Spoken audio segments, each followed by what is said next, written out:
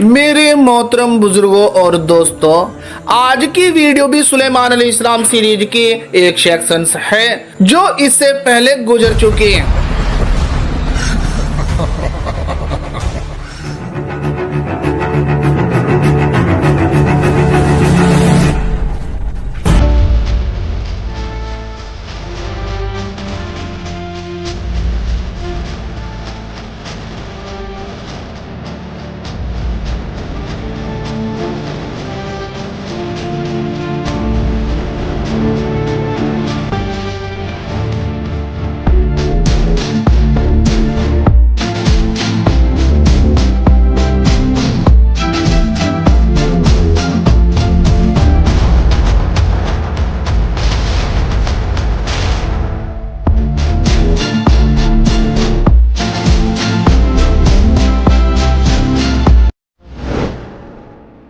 Islamic बातें 786 के साथ बने रहने वाले साथियों, हजरत सुलेमान अलैहिस्सलाम एक नेक सिफ्त, आला इखलाक वाले और अल्लाह के एक बरगीज़ा नबी थे। आप दाऊद अलैहिस्सलाम के फर्जंद थे कि जिनकी हुकूमत दुनिया के बड़े हिस्से पर शुमार होती थी। आप अलैहिस्सलाम का सिलसिला नसब यहूदा इब्न याकूब से होकर हजरत इब्राहिम अलैहिस्सलाम से जा मिलता है। अजीजों, आप जवानी के पहले दौर से ही तख्ते नशी हुए और अल्लाह की इबादत के साथ साथ इंसाफ के अक़वाम पर फैसले करते थे। अलबत्ता सुलेमान अलैहिस्सलाम की हुकूमत इंसानों के अलावा जिन्नों व शयातीन, चरिंदों परिंदों और हर अनवाओ अक़साम के मुकाबिल जानवरों पर भी थी। तारीख लिखने वाले मुफस्सिरीन के मुताबिक आपकी हुकूमत 750 साल की थी, लिहाजा आपको बहुत सारे मौज़े भी अता किए गए। मसलन जैसे आप जानवरों की बोलियां समझते और हवा पर काबू रखते हुए कहीं भी आ और जा सकते थे।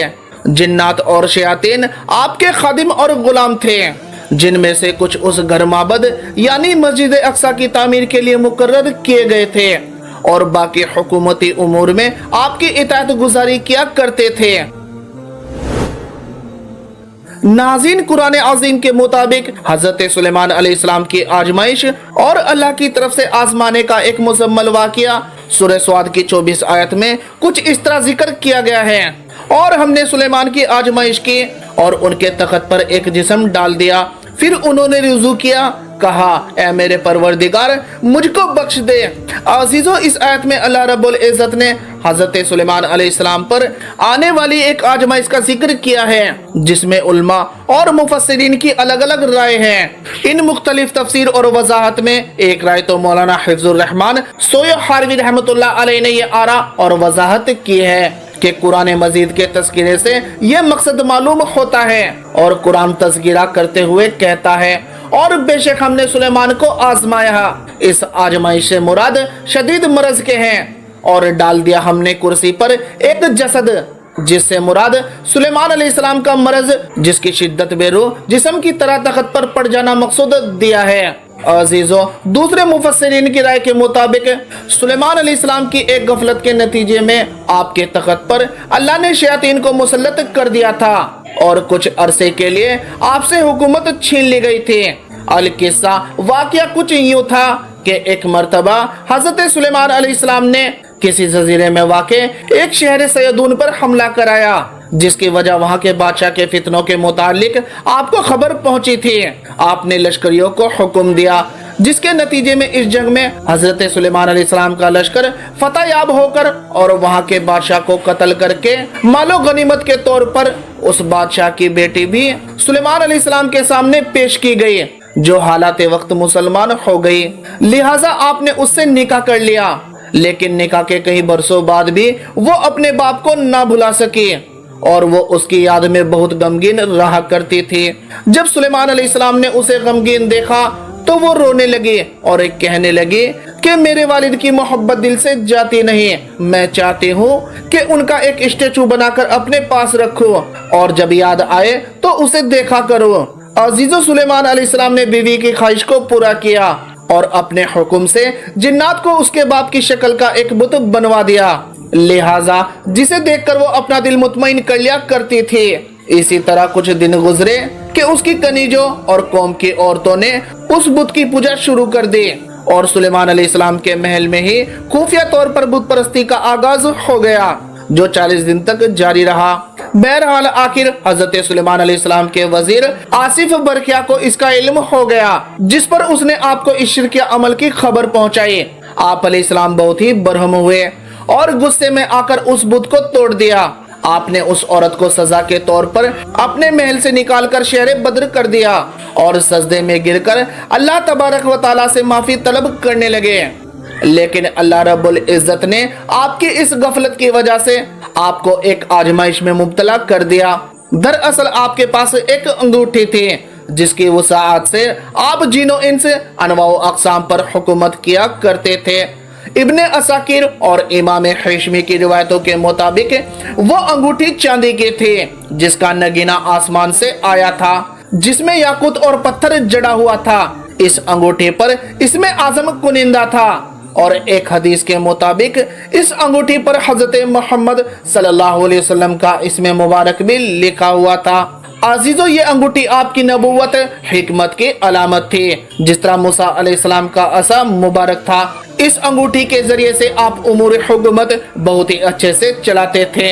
इस अंगूठी को आप खुद से अलग नहीं करते थे, लिहाजा जब आप कज़ाए हाजत के लिए जाते या अपनी बीवियों के पास जाते तभी उस अंगूठी को उतारते और उसे एक छोटी सी अलमारी या आले में रखकर जाते थे।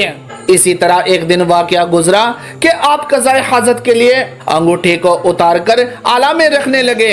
तभी एक शयातीन जिन के जिसका नाम सखर था की नजर आपके खुफिया आले पर पड़ी। आपको उसने वहां अंगूठी रखते हुए देख लिया। अलबत्ता जैसे ही आप कज़ाए हाजत के लिए वॉशरूम गए, फौरन वो आपका रूप बदलकर आले के पास आदम का और अंगूठी को हासिल कर लिया। नाज़रीन, अंगूठी का जैसे ही उसके पास आना था कि हजरत सुलेमान अलैहिस्सलाम की सारी ताकत व कुव्वत और इख्तिदार उस शैतान के कब्जे में आ गए। सुलेमान को अब ना कोई जानता और पहचानता था। जब आप लोगों के पास जाते और कहते कि मैं ही सुलेमान बिन दाऊद हूँ, तो लोग यकीन न करते बल्कि आपका मजाक उड़ाते थे। लिहाजा आप अलैहिस्सलाम समझ गए कि ये अल्लाह की तरफ से आजमाइश है, इसलिए आप तख्तो ताज छोड़कर शहर से बाहर निकल आए और शहर में घूमते फिरते अल्लाह रब्बुल इज्जत से माफिया तलब करते थे। और फिर आपने रोजगार की तलाश की, जिस पर आपने एक माहीगीर के यहाँ नौकरी करनी शुरू की। अजीजों, आप रोज उसके लिए समुद्र से मछलियां पकड़ कर लाया करते थे, जिसके बदले वो आपको 2 मछलियां दिया करता था। लिहाजा ये सिलसिला 40 दिन तक रहा, इतनी ही मुद्दत जितनी आपके महल में बुत परस्ती हुई थी। आखिरकार अल्लाह रब्बुल इज्जत ने आपकी तौबा कबूल फरमा ली। इधर अब तक वो शैतान जिन जो महल में सुलेमान अलैहिस्सलाम की शक्लो सूरत लिए हुए हुकूमत कर रहा था, दरबारियों ने उसके हाव भाव और आदात से भाप लिया कि यह हजरत सुलेमान अलैहिस्सलाम नहीं है, बल्कि कोई जिन सुलेमान अलैहिस्सलाम की शक्ल इख्तियार करके हुकूमत करता है। अलबत्ता महल में मौजूद उलमा ने ये तजवीज की कि उसके सामने तौरात पढ़ा जाएगा। अगर वो कोई शैतान जिन है तो वो उसे सुनना पाएगा। लिहाजा एक रोज जब वो तख्त पर बैठा था, सारे उलमा उसके इर्द गिर्द जमा हो गए और ऊंची आवाज में तौरात की तिलावत करने लगे। फिर क्या था, वो शैतान कांपने लगा और कलामे इलाही सुनकर ताब न ला सका और फिर वहां से भाग निकला। लेकिन जाते जाते उसने वो अंगूठी समुद्र में फेंक दी ताकि हजरत सुलेमान को वो अंगूठी कभी ना मिल सके। लेकिन अजीजों, तकदीर में कुछ और ही लिखा था। अलकिस्सा, उस अंगूठी को एक मछली ने खा लिया और हजरत सुलेमान अलैहिस्सलाम उस दिन जब मछलियां पकड़ने साहिल पर पहुंचे तो जाल में वही मछली फंस गई। खुदा की कुदरत, माहीगीर ने भी वही मछली आपको पेश की। जब आपने शाम के वक्त उस मछली को तयन करने की गरज मछली का सीना चाक किया तो वो अंगूठी निकल बाहर आई। फिर क्या था, आपने उसे पहना और पहनते ही सारे जिन्नो इंस और मखलूक आपके खिदमत में हाजिर हो गए और इताअत पर आमादा हो गए, जिस पर आपने बारगाह खुदावंदी में शुक्र किया और फिर से हुकूमत संभालने लगे।